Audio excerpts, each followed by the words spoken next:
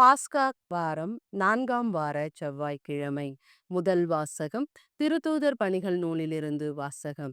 அதிகாரம் 11 இறை வார்த்தைகள் 19 26 முடிய.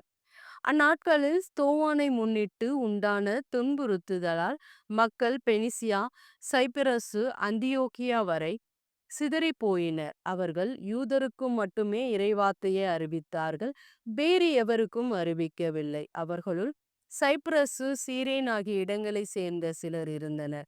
அவர்கள் அந்தியோகியாவுக்கு வந்து அங்குள்ள கிரேக்கரை அணுகி ஆண்டவராகிய இயேசுவை பற்றிய நற்செய்தியை அறிவித்தார்கள். ஆண்டவரின் கைவன்மையை அவர்கள் பெற்றிருந்தார்கள்.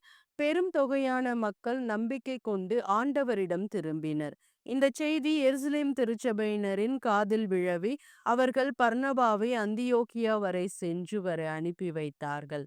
அவர் அங்கு சென்ற பொழுது கடவுளின் அருட்செயலைக் கண்டு மகிழ்ச்சி அடைந்தார். மேலும் உறுதியான உள்ளத்தோடு ஆண்டவரை சார்ந்திருக்குமாறு அனைவரையும் ஊக்கப்படுத்தினார்.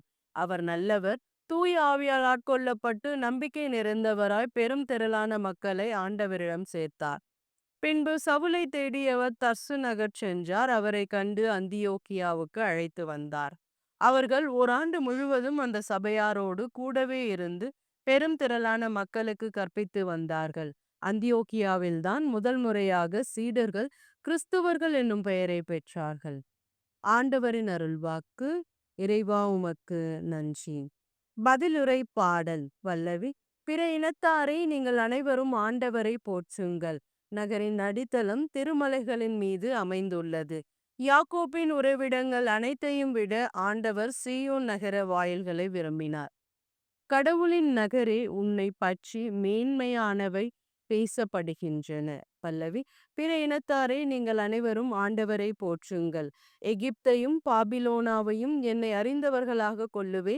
பெலிஸ்தியர், தீர் மற்றும் எத்தியோப்பியா நாட்டினரை குறித்து இவர்கள் இங்கேயே பிறந்தவர்கள் என்று கூறப்படும். இங்கேதான் எல்லோரும் பிறந்தனர் உணர்ந்தமாமே அதை நிலைநாட்டியுள்ளனர் என்று சீயோனை பற்றி சொல்லப்படும்.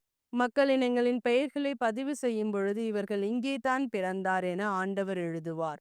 பாடல் வல்லாருடன் பாடுவோரும் சேர்ந்து எங்கள் நலன்களின் ஊற்று உன்னிடமே உள்ளது என்பர்.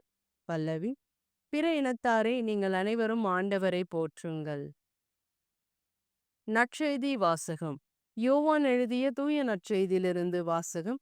அதிகாரம் 10 இறை வார்த்தைகள் 22 30 முடிய. அக்காலத்தில் எருசலேமில் கோவில் அர்ப்பண விழா நடந்து கொண்டிருந்தது. அப்பொழுது குளிர்காலம். கோவிலின் சாலமோன் மண்டபத்தில் இயேசு நடந்து கொண்டிருந்தார். யூதர்கள் அவரை சூழ்ந்து கொண்டு, இன்னும் எவ்வளவு காலம் நாங்கள் காத்திருக்க வேண்டும்? நீர் மெஸ்ஸியாவானால் அதை எங்களிடம் வெளிப்படையாக சொல்லிவிடும் என்று கேட்டார்கள். இயேசு மறுமொழியாக, நான் உங்களிடம் சொன்னேன், நீங்கள் தான் நம்பவில்லை.